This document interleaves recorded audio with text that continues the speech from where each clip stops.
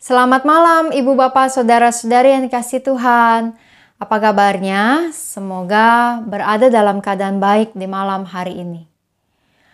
Ibu Bapak Saudara-saudari yang dikasihi Tuhan, kita tahu bersama bahwa vaksinasi tahap pertama kemarin telah dijalankan dengan sukses dan berhasil. Ada banyak pemberitaan, ada banyak sorotan yang membahas mengenai situasi, persiapan maupun juga efek setelah vaksinasi dilakukan. Salah satu hal yang menarik dan cukup viral adalah mengenai tangan dokter yang gemetar saat hendak menyuntik vaksin Sinovac ke Presiden Joko Widodo. Ibu bapak saudara-saudari, dokter tersebut bernama Dr. Abdul Muthalib. Lengkapnya, dia adalah Profesor Dr. Abdul Muthalib. Beliau adalah seorang wakil ketua tim dokter kepresidenan. Jadi secara ilmu dia mumpuni.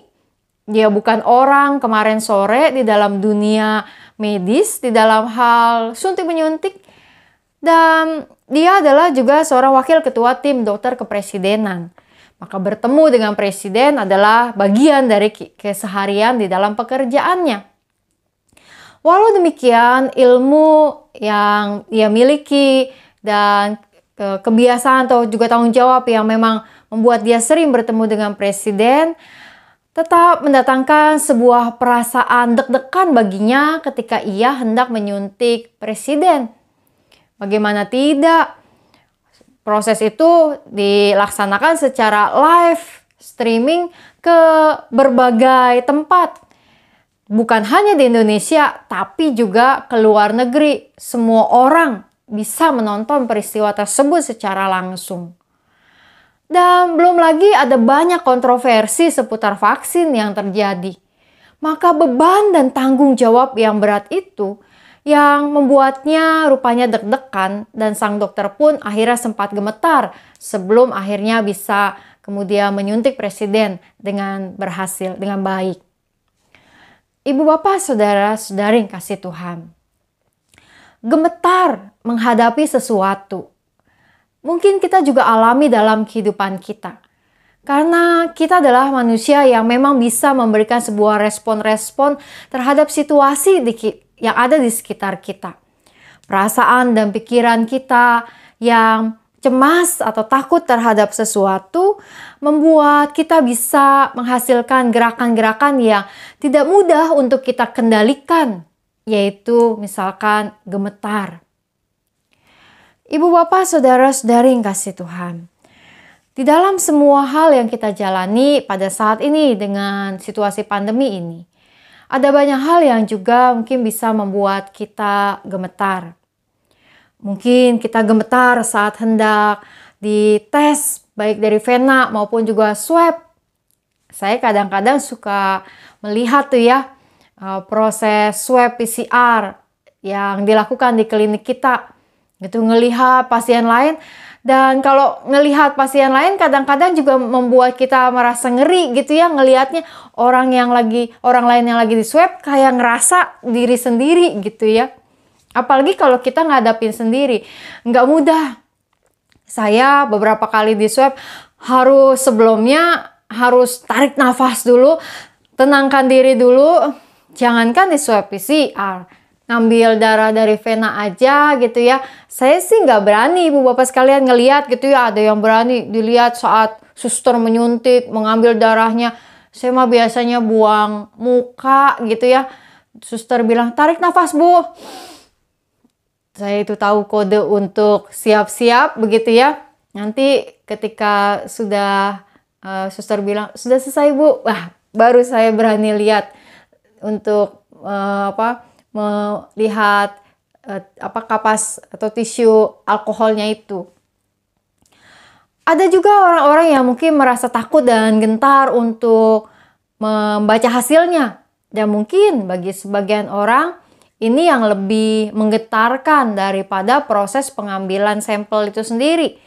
Melihat hasilnya justru membuat kita menjadi takut dan gentar. Takut dengan hasilnya, takut dengan indikasi bahwa ternyata kita positif.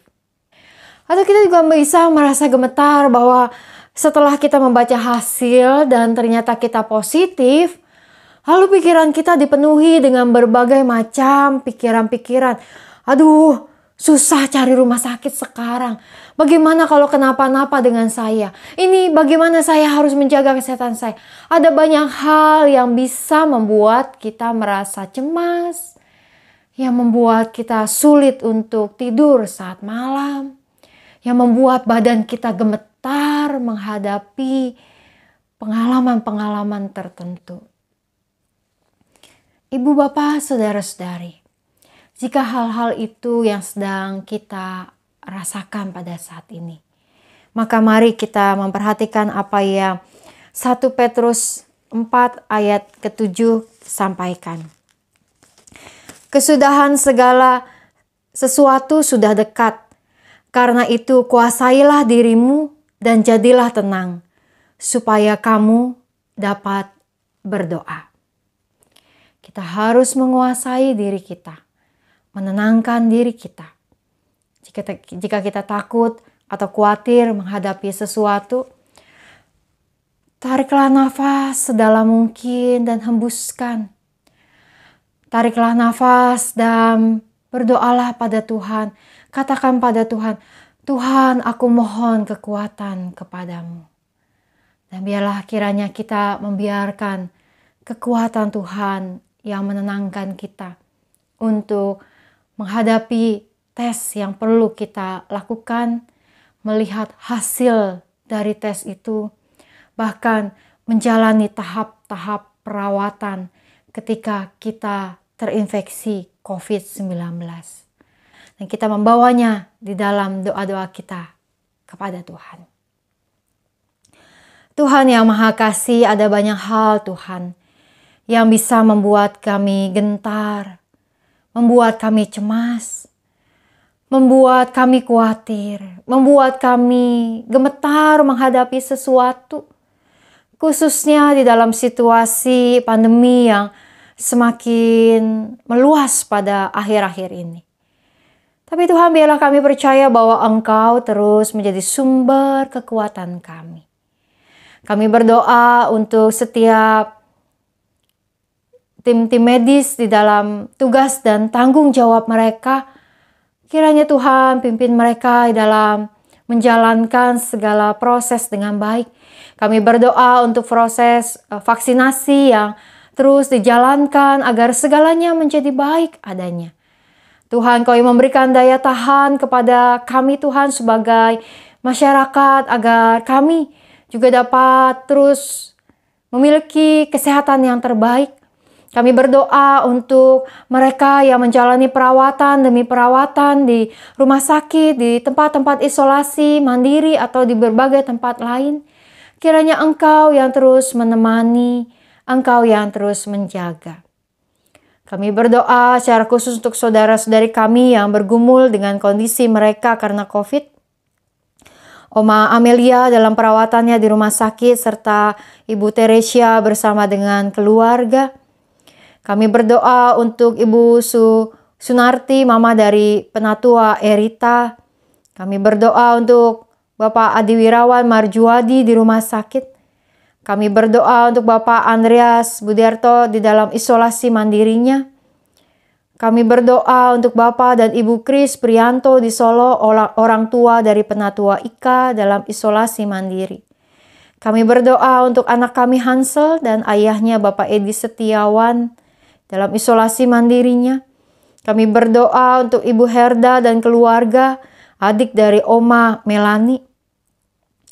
Allah yang Maha Kasih, biarlah dalam setiap kondisi saudara-saudari kami ini ada kekuatan dan kesembuhan yang Kau berikan.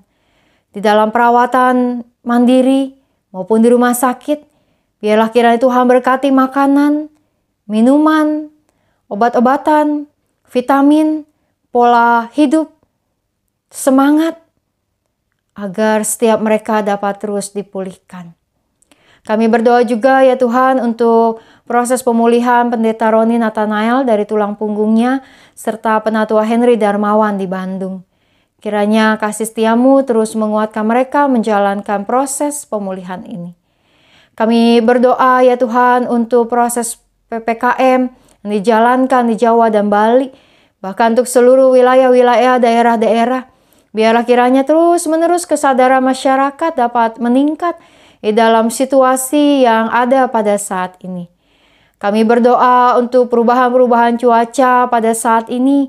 Biarlah Tuhan kami dapat mengantisipasinya dengan baik. Tuhan, Kau yang memberikan hikmat kepada kami untuk terus juga menjaga tubuh kami di dalam situasi perubahan-perubahan cuaca yang ada saat ini. Kami berdoa ya Tuhan juga untuk setiap proses yang terus dijalankan untuk evakuasi korban Sriwijaya, biarlah semuanya berjalan dengan baik. Engkau yang memberikan kekuatan dan penghiburan bagi seluruh keluarga. Kuatkan dan teguhkan, lindungi setiap tim-tim evakuasi maupun setiap orang-orang yang terus serta untuk melakukan upaya penanganan agar segalanya menjadi baik adanya. Tuhan, berikanlah kami ketenangan untuk menghadapi setiap hari-hari kami. Juga malam hari ini biarlah kami bisa tenang dan beristirahat dengan baik dalam lindungan Tuhan. Dan esok bangun dengan kekuatan dan kesegaran yang baru. Dalam nama Tuhan Yesus kami berdoa. Amin. Selamat malam. Tenangkanlah diri kita menghadapi setiap situasi sehingga kita memperoleh kekuatan yang lebih untuk menghadapi hal-hal yang harus terjadi. Salam 3S, sehat, semangat, sukacita. Tuhan memberkati.